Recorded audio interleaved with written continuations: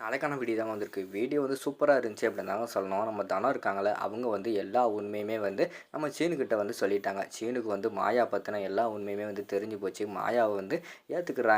மாயா வந்து கோயிலுக்கு கூட்டு போய் மாயாவ வந்து அந்த இடத்துல ஏத்துக்கிட்டு குங்குமம்லாம் வச்சு விடுறாங்க. அதெல்லாம் பார்க்குறோமா சேனல் மட்டும் மறக்காம லைக் அண்ட் சப்ஸ்கிரைப் மட்டும் பண்ணிருங்க. ஃபர்ஸ்ட் எடுத்த உடனேயுமே வந்து அந்த கார்த்திய வந்து அடிச்சு அந்த இடத்துல தூக்கிட்டு போறாங்க. கதிர் வந்து, "மாயா நீ வந்து இந்த இடத்த விட்டு கிளம்பு. இவன வந்து இதுக்கு மேல வச்சுக்கிட்டு இருந்தா இவன் எல்லாரோட குடும்பத்தோட வாழ்க்கையும் கெடுத்துருவான். இவனை கொண்டு போய் போலீஸ் ஸ்டேஷனில் விட்டுட்டு வந்துடணும்." அப்படின்னு சொல்லிட்டு அவங்க அந்த இடத்துல வந்து கதிர் வந்து நம்ம கார்த்தியை தூக்கிட்டு போலீஸ் ஸ்டேஷனுக்கு வந்து கொண்டு போகிற மாதிரி தான் காட்டிக்கிட்டு இருக்காங்க. அப்போ வந்து தனம் வந்து சொல்கிறாங்க, "கதிர் பார்த்து போயிட்டு வா, எதுவும் பிரச்சனை ஆயிடுச்சுன்னா உடனே கூப்பிடு." அப்படிங்கிற மாதிரி சொல்கிறாங்க. "அதெல்லாம் ஒன்றும் பிரச்சனை வராது. இவனை கொண்டு போய் போலீஸ் ஸ்டேஷனில் ஒப்படைச்சிட்டு நான் வந்து கோயிலுக்கு வந்துடுறேன். நீங்கள் கோயிலுக்கு போங்க." அப்படிங்கிற மாதிரி சொல்லிட்டு அந்த இடத்துல இருந்து நம்ம கதிர் வந்து கார்த்தியை வந்து போலீஸ் ஸ்டேஷனுக்கு வந்து கூட்டு போயிடுறாங்க. கூட்டு போய் எங்கள் போலீஸ்காரங்க கிட்ட வந்து நடந்த உண்மையெல்லாம் சொல்கிறாங்க. இந்த அளவுக்கு வந்து இவன் மோசக்காரனா, ஆல்ரெடி இவன் மேலே கேஸ் இருக்குது, ஜாமீனில் தான் வெளியில் வந்திருக்கான். அப்படி வந்தும் இவன் வந்து சும்மா இருக்க மாட்டேங்கான். இவனை தூக்கி உள்ளே வச்சு நாடம் கட்டினா தான் சரிப்பட்டு வரும். இவனை தூக்கி உள்ளே போடுங்க அப்படின்னு சொன்னோடனே எனக்குள்ள கான்ஸ்டபிள் எல்லாருமே வந்து கார்த்தியை தூக்கி போலீஸ் ஸ்டேஷனுக்குள்ளே வச்சிடுறாங்க. இங்கிட்டு பார்த்துக்கிட்டோம்னா நம்ம கதிர் இருக்கார்ல, கதிர்கிட்ட வந்து ரைட்டர் வந்து எழுதி வாங்கிக்கிறாரு. என்னெல்லாம் நடந்துச்சு அப்படின்னு சொல்லிட்டு ஒரு கையெழுத்து போடுங்க அப்படிங்கிற மாதிரி சொன்னவொடனேயும் அவர் வந்து அந்த இடத்துல வந்து சொல்லிட்டு கையெழுத்து போட்டுட்டு வெளியில் வர்ற மாதிரி தான் காட்டுறாங்க. இங்கிட்டு வந்து சீனு வந்து மாயாவை காணோம் அப்படின்னு சொல்லிட்டு அவங்களும் அந்த கோயிலுக்கு வந்திருக்கிற மாதிரி தான் காட்டுறாங்க. அப்போ வந்து தனத்தை வந்து பார்த்துடுறாங்க கோயிலில் வச்சு. அப்போ வந்து தனம் வந்து இதுக்கு மேலே வெயிட் பண்ணிக்கிட்டு இருந்தால் சரிப்பட்டு வராது. மாயா வந்து நமக்காக எவ்வளோ கஷ்டப்பட்டு அவள் உயிரையே வந்து ரிஸ்க் எடுத்து நம்மளை வந்து சேர்த்து வச்சிருக்கா. அப்படி இருக்கும்போது மாயாவும் சீனு மாமாவும் மட்டும் தனியாக இருந்தால் அது சரிப்பட்டு வராது. சீனு மாமா கிட்ட வந்து உண்மையை சொல்லிடணும் அப்படின்னு சொல்லிட்டு தனம் வந்து முடிவெடுத்து, "மாமா நான் உங்ககிட்ட ஒரு உண்மையை சொல்லுவேன், அதை கொஞ்சம் பொறுமையாக கேளுங்க." அப்படிங்கிற மாதிரி சொன்னோன்னே, "என்ன தனம் சொல்லு." அப்படிங்கிற மாதிரி வந்து சீனு வந்து கேட்காங்க.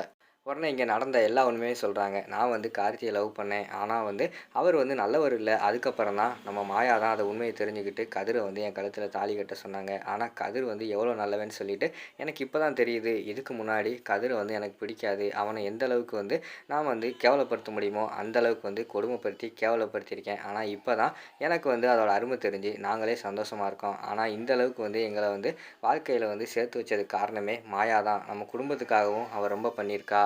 அது மட்டும் இல்லாமல் உங்களோட வாழ்க்கை, உங்களோட கடைக்காக எல்லாமே ரொம்ப பண்ணியிருக்கா. அவளை வந்து ஏற்றுக்கோங்க மாமா." அப்படிங்கிற மாதிரி சொல்கிறாங்க. அப்போ தான் சீனுக்கு வந்து எல்லா உண்மையுமே தெரிய வருது. "என்ன தானே சொல்கிற, நீ சொல்கிறதெல்லாம் உண்மையா? இந்த அளவுக்கு வந்து கார்த்தி மோசமானவனா?" அப்படிங்கிற மாதிரி சொல்கிறாங்க.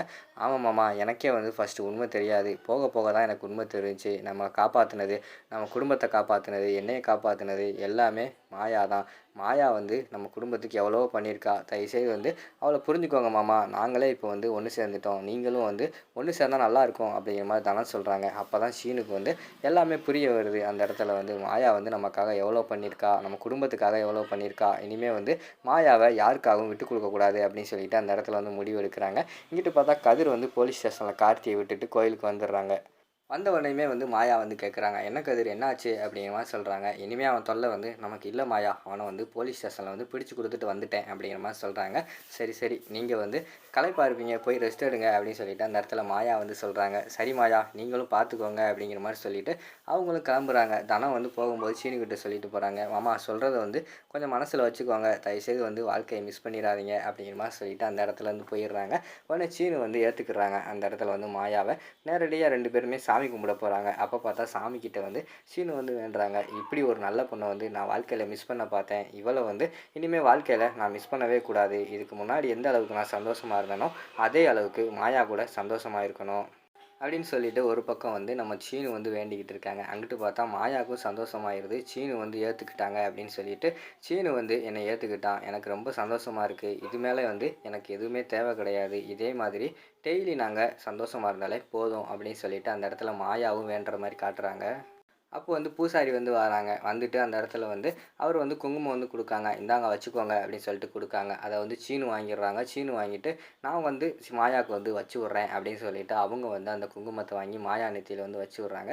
வச்சு விட்டுட்டு மாயா கிட்ட வந்து சாரி கேட்குறாங்க. "சாரி மாயா, உன்னைய பத்தி தப்பா நெனச்சுக்கிட்டேன். நீ நம்ம குடும்பத்துக்காகவும், எனக்காகவும் தப்பா தான் செயல்பட்டுக்கிட்டு இருக்க. தப்பா தான் நீ வந்து பண்ணிக்கிட்டு இருக்க." அப்படின்னு சொல்லிட்டு நெனச்சுக்கிட்டு தான் நான் வந்து உன் மேல கோவப்பட்டேன். சாரி, என்னைய மன்னிச்சிரு." அப்படிங்கிற மாரி சொல்லிட்டு அந்த இடத்துல வந்து நம்ம சீனு சீனு வந்து மன்னிப்பு கேட்குறாங்க. உடனே மாயா வந்து சொல்கிறாங்க, இது இருக்கட்டும் சீனு, நீ வந்து தெரியாமல் தானே பண்ணிக்கிட்டு இருந்த. உனக்கு வந்து உண்மையை முதலே தெரிவிச்சிருந்தா நீ இப்படியெல்லாம் பண்ணியிருக்க மாட்ட. உன்கிட்ட உண்மையை மறைச்சது எங்கள் தப்பு தான். நீ யார்கிட்டயும் சொல்லிடுவேன்னு சொல்லிட்டு தான் சொல்லலை. தயவுசெய்து இப்போயாவது வந்து அந்த உண்மையை வந்து மனசுக்குள்ளேயே வச்சுக்கோ, வேறு யாருக்கிட்டையும் சொல்லாத அப்படிங்கிற மாதிரி சொல்லிக்கிட்டு இருக்காங்க. சரி மாயா, நான் இனிமேல் சொல்ல மாட்டேன் அப்படின்னு சொல்லிட்டு அந்த இடத்துல 2 பேருமே சந்தோஷமாக வந்து வீட்டுக்கு வர மாதிரி தான் காட்டுறாங்க. அதோட பார்த்துக்கிட்டிங்கன்னா அந்த எபிசோட வந்து முடிச்சிடுறாங்க.